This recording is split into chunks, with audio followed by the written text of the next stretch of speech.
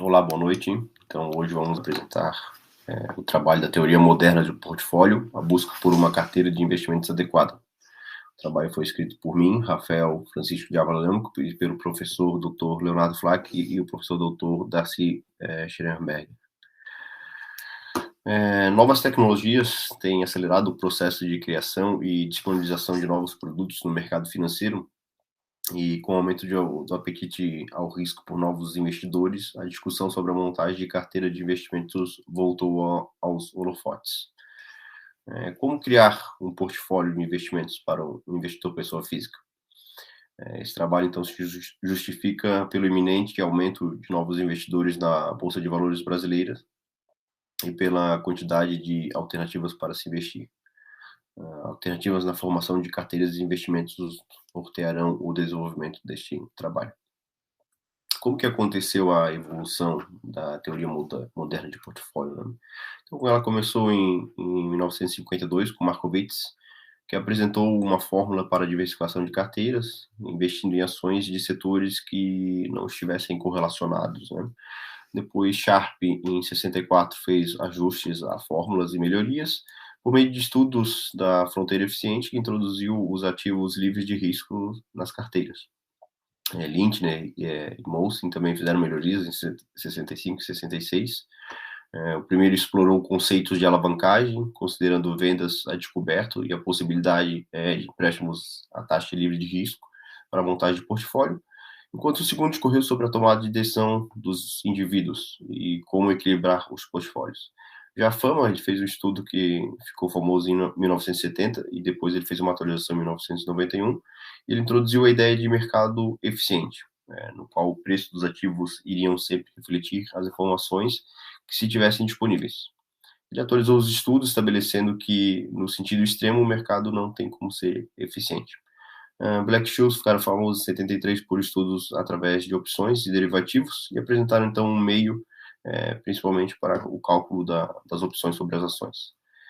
Kahneman e Tversky, em 1979, proporcionaram uma alternativa aos estudos trazidos por Markowitz na carteira da teoria moderna de portfólio, né? E eles apresentaram, então, a teoria do prospecto e demonstraram as tendências dos erros comuns das pessoas, sendo um exemplo a aversão ao risco.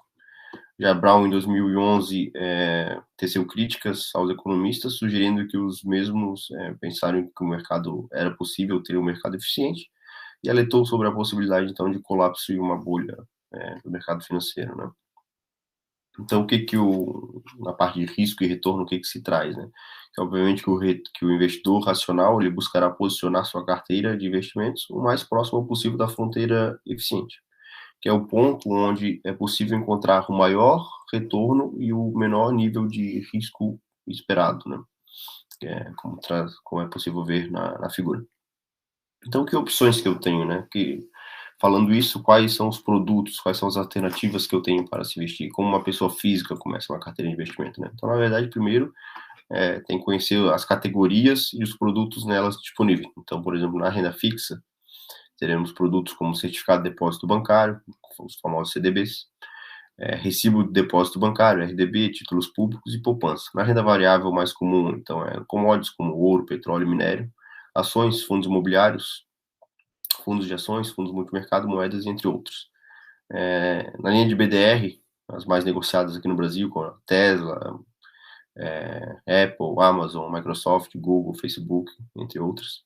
E os ETFs, como o BOVA11, agora recentemente os ETFs de criptomoedas, como o BTC11, o Hash11, China11, etc. E as próprias criptomoedas, como o Bitcoin, o Ethereum, BNB, ADA, entre outros.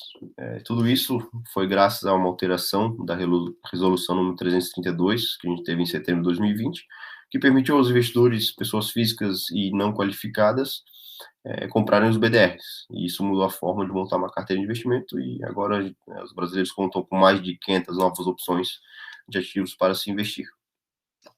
Então foi feita uma pesquisa como que as corretoras e sites recomendam a essas pessoas físicas que estão iniciando a montar a sua carteira. Então o que se encontrou foi que para o perfil conservador, recomendado 100% de investimento em pós-fixados, Para o perfil moderado, é feita a distribuição da carteira em cinco classes de ativos e recomenda-se, por exemplo, investir 29% em pós-fixado, 15% em inflação, 28% em multimercado, 10% em renda fixa e 18% em mercados internacionais. E para o perfil agressivo, altera-se esses percentuais de alocação. Já em outro site foi encontrado, por exemplo, que a montagem de carteira deve acontecer em ativos de renda variável e no máximo ali com fundos imobiliários. E essas são as distribuições sugeridas e com os papéis sugeridos pelas empresas. Então, o que foi feito? O que essa pesquisa abordou? Essa pesquisa foi atrás de buscar quais seriam as ações de valor e se elas compensariam. Então, elaborou-se um portfólio com 15 ações, sendo que é um número de ações que visaria eliminar praticamente todo o risco não sistêmico. E as ações foram classificadas e selecionadas pelos seguintes critérios. Então, na opção número A, preço sobre o lucro, de no máximo 15 vezes, preço sobre o valor patrimonial, de no máximo 2,5 vezes, pagamento de dividendos no último ano, crescimento nas vendas, dívida bruta sobre o patrimônio líquido, retorno sobre o patrimônio líquido, enterprise value dividido sobre o lucro, antes dos impostos, taxa de depreciação e amortização, e os critérios receberam então os mesmos pesos, e as ações foram classificadas das melhores para piores. Em cada critério, somou-se a quantidade de pontos que cada ativo atingiu, e as 15 melhores foram selecionadas para montar essa carteira de ações de valor.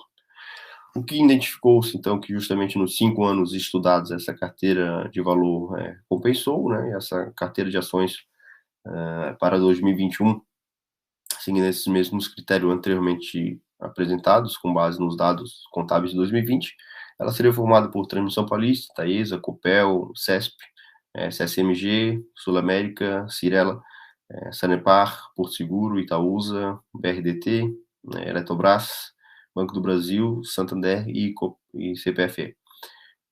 Então, essa carteira apresentou um bom índice Sharpe ao longo desses 5 anos e um retorno e uma volatilidade menor que o Ibovespa e o IBRX 100. Ou seja, considerando ativos para curto prazo, médio prazo e longo prazo, percebe-se que, diferente do que fala as corretoras, os pequenos investidores podem montar sua carteira de investimento, distribuindo entre outros produtos conforme o prazo que ele tem disponível para que esse valor fique aplicado, diferentemente do que sugere site e corretoras, né? Então, por exemplo, para investidores que podem ficar apenas para curto prazo, é possível ter títulos públicos e pós-fixados, como é recomendado, porém é possível também ter CDBs atrelado à inflação e pós-fixados e pré-fixados, assim como também ETFs e outros produtos que vai trazer retorno e sem correr risco, né? Mesma coisa acontece para quem pode ficar com investimento mais tempo e principalmente para quem tem bastante tempo e pode ficar com prazo. E não seria interessante justamente ter esses títulos públicos porque teriam outros produtos com maior retorno com o mesmo risco. O mesmo acontece para outras classes de ativos, né? Ou seja, as considerações. O objetivo deste artigo foi examinar as carteiras propostas por corretoras e sites especializados, filtrando e selecionando ações conforme os critérios apresentados por compensos investidores. As corretoras e sites especializados de investimento no Brasil ainda sugerem carteiras baseadas apenas no CAP, não considerando os benefícios da correlação, assim como não ponderam tempo de permanência no investimento. Os resultados demonstram que as seleções de ações apresentou resultados expressivos e superou o principal benchmark ao longo dos 5 anos analisados. E a análise do índice Sharpe dessas carteiras revelou eficiência atingindo 1,45. Esse trabalho fica como alternativa para que estudos futuros analisem as carteiras aqui apresentadas sem o viés da confirmação, por exemplo, justamente pelo fato de trazer uma carteira para 2021 antes mesmo de o ano ter terminado, justamente seguindo os critérios apresentados pelos investidores. Então, futuros trabalhos também terão a oportunidade de estudar a criação de carteira apenas no universo, por exemplo, das criptomoedas, que está em expansão. As referências utilizadas para o trabalho ficam disponíveis e eu agradeço a oportunidade.